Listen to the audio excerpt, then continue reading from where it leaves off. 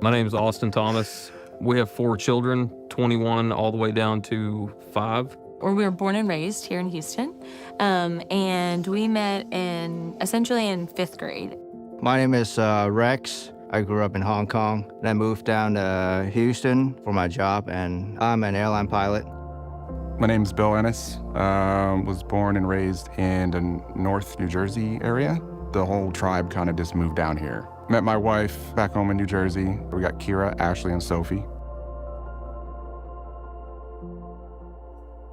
My family was always involved in the church. Every Sunday, we were at church. As far as faith goes, I always know of God. I wouldn't say I truly knew God. The way I was dealing with that and the situation I'm in is that it came off as anger growing up. I remember being that angry kid and an angry teenager. In my mind, I blamed God for that, for the problems, you know? We weren't heavy churchgoers in the beginning, and I think our relationship reflected that as parents. My friend from school kept on inviting me, saying you should come. And so then I started asking my parents. We finally decided to go one Sunday. And then I went to 6th grade camp and I gave my life to Christ. And I got baptized the next Sunday. Coming to 2nd, I just felt like cloud 9. To see her blossom, that eagerness to just pursue Christ, and the community that kind of surrounded her and loved on her was essential to what was about to happen.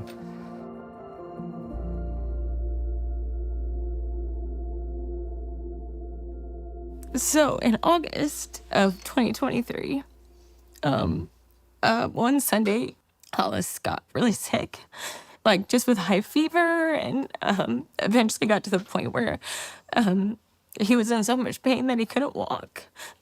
So we took him to the doctor early the next morning.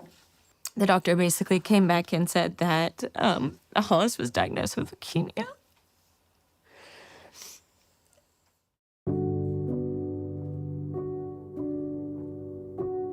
I just started to cry because I was so nervous of what would I have to do if I would have to get lots of pokes, and I was just scared to do it, so I wasn't prepared.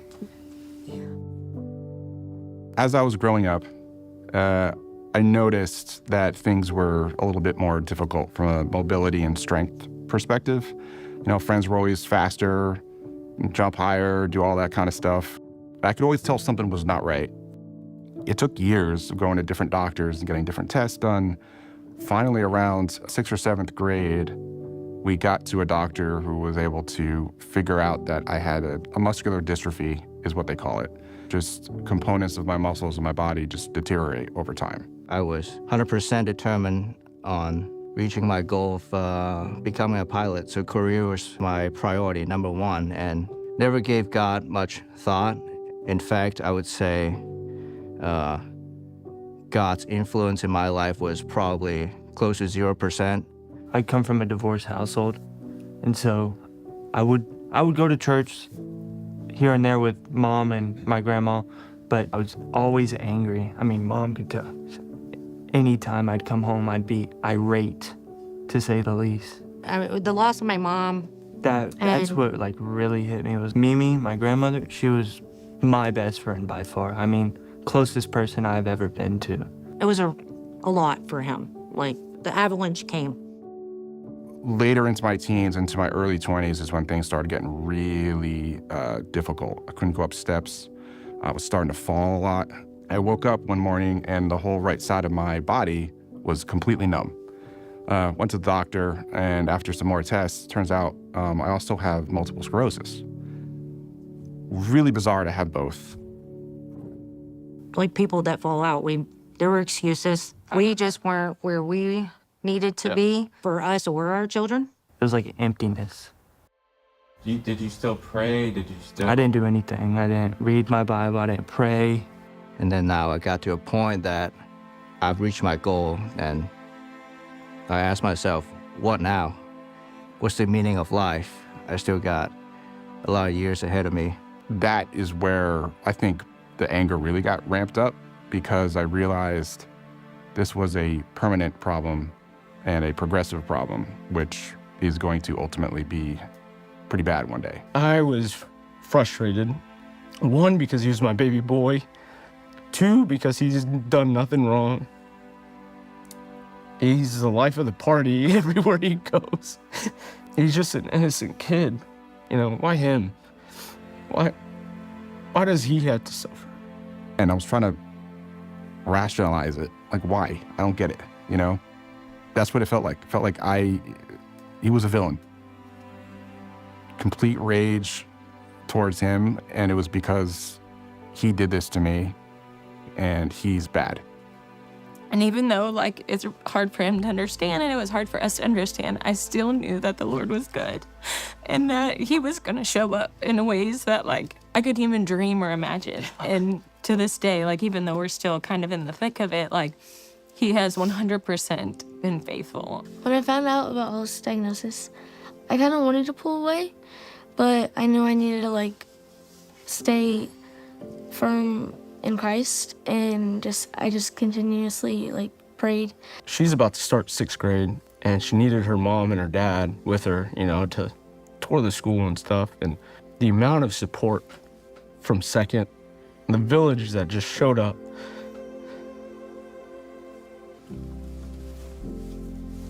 It was beautiful to witness.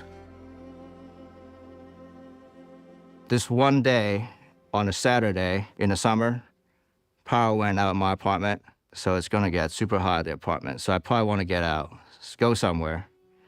And then, okay, maybe I should go to church today. And I've seen these social media posts, people asking, okay, what church in the Kingwood area has a good young adult group? Second Baptist kept getting recommended.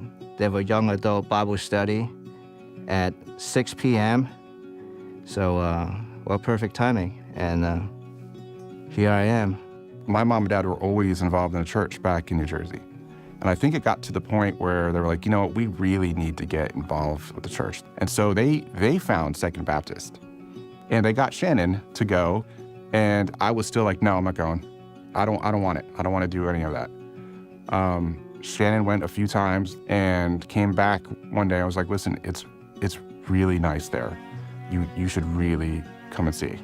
It took maybe 1 or 2 times, 3 times going, and then it started to really feel like a little bit of a loosening up to faith.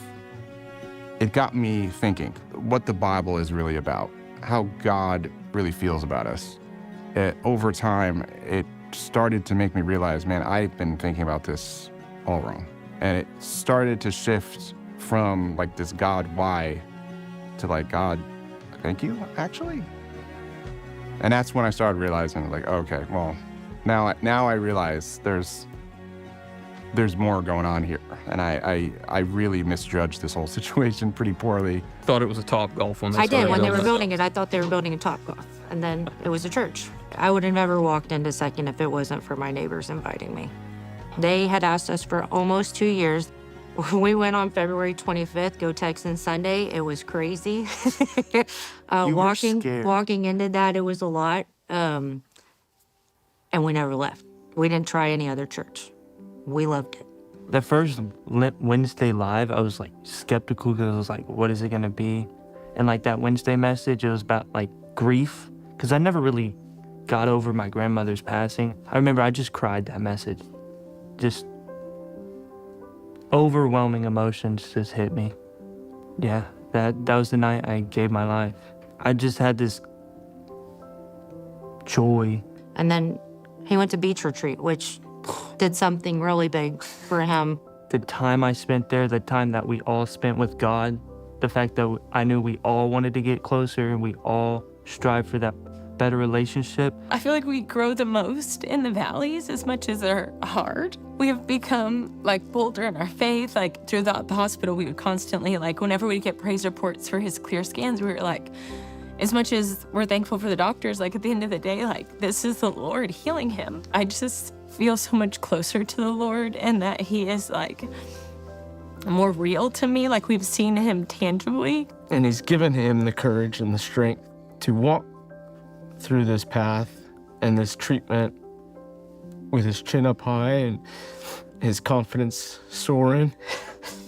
I just feel like he's like with me and like makes me more stronger and like makes me more brave for like the things that I'm going through. Yeah.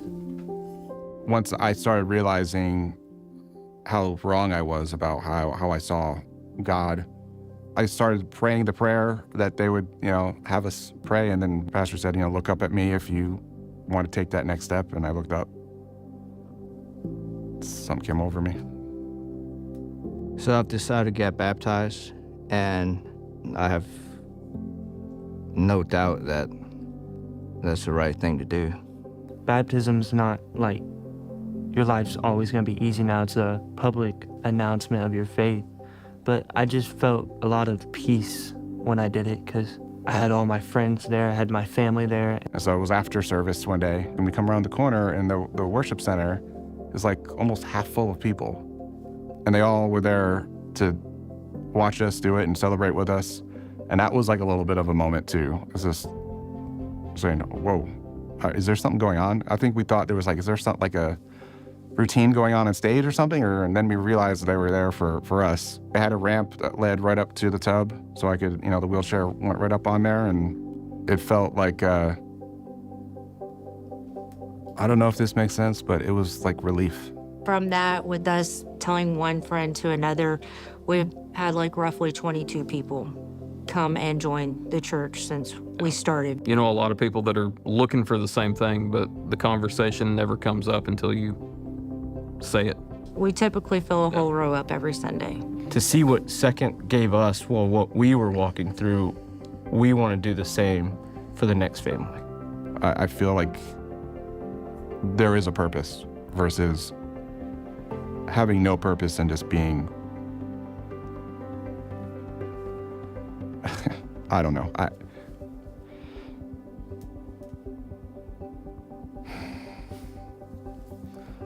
I felt like I was damaged goods back then, I don't feel that anymore. That is a gift I didn't know I could have when I was younger and so angry. I didn't realize it. What I realized is that the healing has nothing to do with my body. The healing is just the soul, really. He's in full remission, and we're in maintenance stage of the chemo treatment. So one day he's fully sedated, getting chemo treatment. The next day he's playing baseball and hustling and hitting homers. So after all these years, rediscovering God kind of gives me hope for the future. It's good knowing that we are redeemable. There's just so much to look forward to. All right, last question. Do you feel hopeful? Hopeful. That's a loaded question. That is a crazy question, actually. Do I feel hopeful? I'll say it this way, actually. I don't know if this is something you want to hear, but I don't feel hopeless. I've never really been a hopeful person, ever. Like, never. Never been a hopeful person. I'm not an optimist. That's not my thing. But I'm not hopeless, and I've always been hopeless. I would almost say I've made progress there. And I didn't realize it until you just asked me, to be honest. Maybe hopeful.